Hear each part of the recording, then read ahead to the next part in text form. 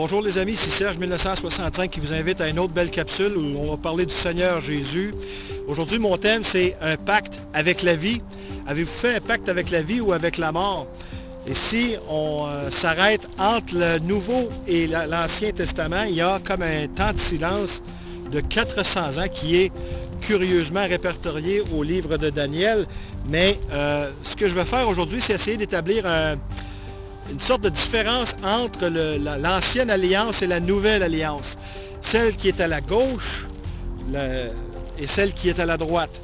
Celle qui parle de la mort, la loi qui révèle le péché et qui conduit à la mort, ou qui vous conduit par la grâce de Dieu à vous rendre compte que vous avez besoin d'un sauveur, le tuteur qui est la loi, qui nous amène au pied de la croix de Jésus-Christ, en repentance, en larmes, brisés par la réalisation que nous sommes des pécheurs perdus et que nous avons besoin du Seigneur Jésus-Christ.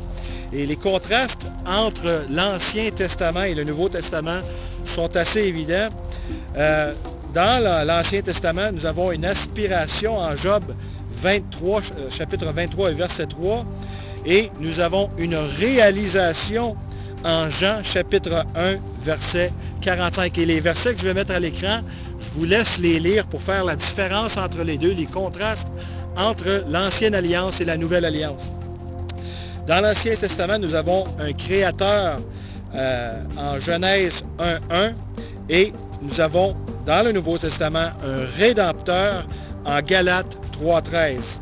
Nous avons un Dieu majestueux en Exode 19.18 et nous avons un Père en Matthieu 6.9. Nous avons les premières choses dans l'Ancienne Alliance en Genèse 1.1 et les dernières choses en 2 Pierre 3.10 dans le Nouveau Testament. Nous avons des ténèbres spirituelles au psaume 82.5 et nous avons la lumière du monde qui est Jésus-Christ en Jean chapitre 8 et verset 12. Nous avons la victoire de Satan en Genèse 3.6 parce qu'il a, comme on le sait, il a tenté Ève et elle a été séduite. Et aussi, curieusement, nous avons la promesse en Genèse 3, 14 et 15 où Dieu maudit le serpent et promet que la descendance de la femme écrasera la tête du serpent, ce qui est une promesse prophétique du Messie à venir. Nous avons la défaite de Satan au Nouveau Testament en Apocalypse 20.10. Nous avons dans l'Ancien Testament la malédiction du péché en Genèse 3, 17 à 19, et nous avons dans le Nouveau Testament le remède au péché en Jean 3, 16. Nous avons dans l'Ancien Testament le règne de la mort en Genèse 3, 19 et la vie éternelle en Jean 5, 24. Dans l'Ancien Testament, nous avons les sacrifices de sang en Exode 12, 3, chapitre 12, versets 3 à 7. Et dans le Nouveau Testament, nous avons Christ, qui est l'agneau de Dieu, qui enlève les péchés du monde en Jean 1, 29. Nous avons dans l'Ancien Testament la forme de l'esclavage dans les Proverbes 5, 22 et la liberté dans le Nouveau Testament en Romains 8, 2. Nous avons la loi qui vient en vigueur avec Moïse en Exode chapitre 20, versets 1 à 17. Et pour l'opposé, dans le Nouveau Testament, nous avons l'Évangile de la grâce en Romains 1.16. Hébreux 8.5 nous dit que nous avons la figure et les ordres de ce qui est à venir et dans le Nouveau Testament, nous avons la substance qui se retrouve en Hébreux chapitre 10, verset 34. En Hébreux chapitre 9 et 10 nous explique que l'Ancien Testament sont des cérémonies rituelles, et tandis que Luc 24, 32 nous explique que nous avons une expérience intérieure. L'Ancien Testament nous dit, selon Romains 7.6, que la loi est écrite et l'opposé dans le Nouveau Testament, c'est l'Esprit que l'on retrouve en Galates, chapitre 5 et verset 5. Nous allons maintenant en Ésaïe, chapitre 11, verset 1 à 2, qui nous parle de prophétie. Et au Nouveau Testament, en Actes 3, versets 18 à 19, nous avons l'accomplissement des prophéties. Nous avons dans l'Ancien Testament le Messie espéré en Michée 3.1 et dans le Nouveau Testament, nous avons notre Sauveur en Luc 2.11. Dans l'Ancien Testament, il y a le paradis perdu en Genèse 3.23 et le paradis retrouvé en Apocalypse chapitre 22, verset 14. Et c'est donc très important de comprendre que Dieu a mis devant l'homme le choix entre la vie et la mort. Et donc, aussi, on se rappelle bien de Josué qui dit « Choisissez qui vous allez servir, mais moi et ma maison », en Josué 24,15, si ma mémoire est bonne, nous dit « Moi et ma maison, nous allons servir l'Éternel ». Et c'est le choix que l'Éternel nous donne.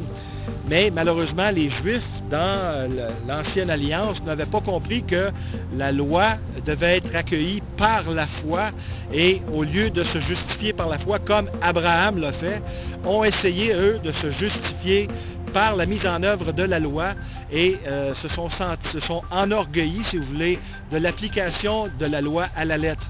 Mais nous, de ce côté-ci de la croix, nous sommes bénis, mais bénis comme ça se peut pas, de la grâce de Dieu qui a accompli la loi et nous l'avons reçue par la foi. Pourquoi? Parce que Dieu, dans sa bonté, a aveuglé, a permis que les Juifs soient aveuglés afin qu'ils soient excités à jalousie en faisant rentrer nous de l'Église, nous de ce côté-ci de la croix, qui sommes sous la grâce de Dieu, sous le temps de la grâce, pour exciter son peuple à jalousie. Et lorsque la plénitude sera entrée dans l'Église, eh bien, il y aura un enlèvement au ciel. Et Dieu, à ce moment-là, va se retourner vers les Juifs. Et Zacharie 12,10 nous dit que vers les temps de la fin, ils vont reconnaître celui qu'ils auront percé et vont pleurer sur lui comme sur un fils unique. Nous allons maintenant en Ésaïe 28, verset 18, qui dit « Votre alliance avec la mort sera détruite, votre pacte avec le séjour des morts ne subsistera pas. Quand le fléau débordant passera, vous serez par lui foulés aux pieds. » Et tout ça pour dire que peu importe s'il y en a parmi vous qui écoutez ce message et qui n'êtes pas chrétien, vous pourriez avoir un pacte avec la mort, que ce soit dans l'industrie de la musique, du cinéma ou des arts, peu importe.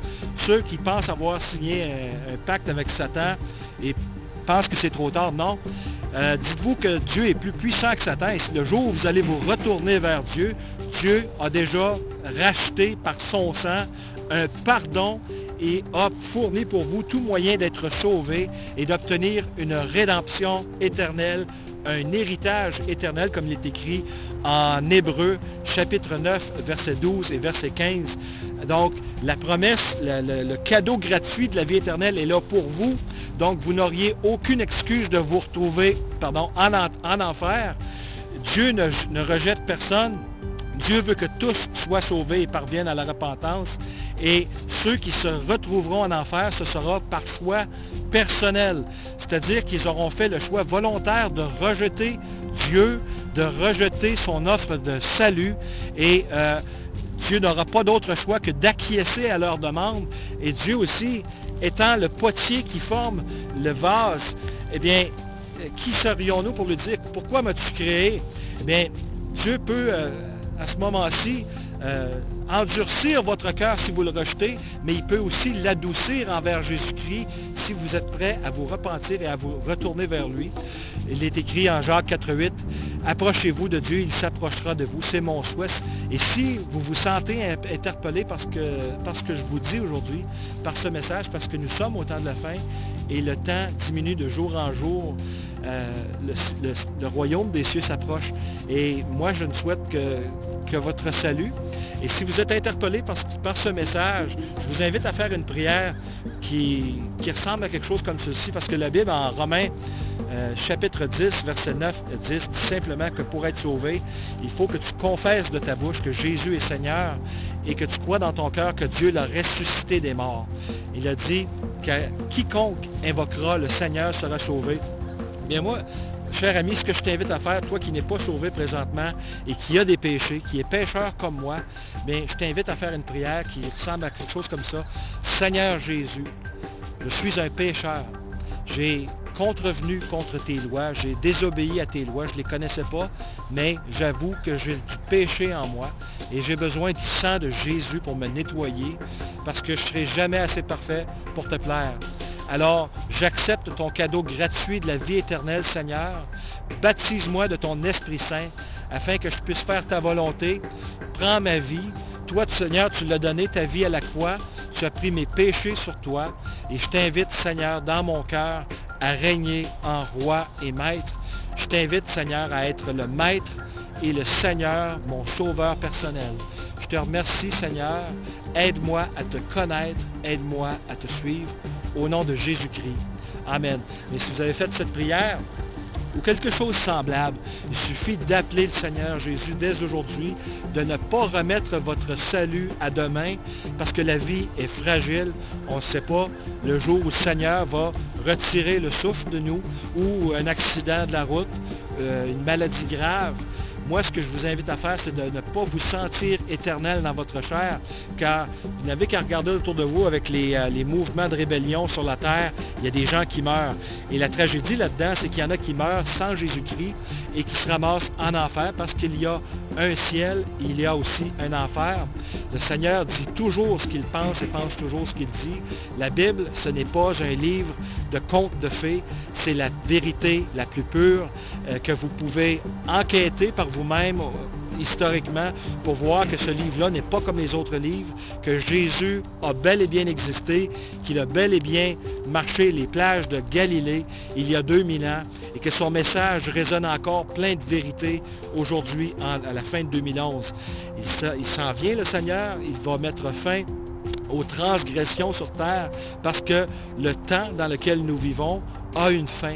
Et ce qui s'en vient par après, pour ceux qui ont accepté Jésus, c'est la vie éternelle, parce qu'en Jean 3,16, il le dit clairement, car Dieu a tant aimé le monde qu'il a donné son Fils unique, afin que quiconque croit en lui ne périsse point, mais qu'il ait la vie éternelle. Alors, cher ami, toi qui écoutes, toi qui es peut-être hésitant, je t'encourage de tout mon cœur à saisir cette opportunité aujourd'hui d'avoir l'assurance de ton vivant, d'avoir la vie éternelle. Le Seigneur t'aime, il ne veut pas que tu périsses, il veut te sauver maintenant. Alors c'est mon encouragement aussi pour les frères et sœurs en Jésus-Christ, ceux qui sont sauvés, à transmettre le message de réconciliation. Il nous reste peu de temps, mais le Seigneur nous fait grâce et nous sommes sauvés en espérance, bien sûr. Alors c'est mon message pour aujourd'hui. Je vous remercie d'avoir été des nôtres. Je vous encourage à persévérer dans la foi. Au nom de Jésus-Christ, à la prochaine.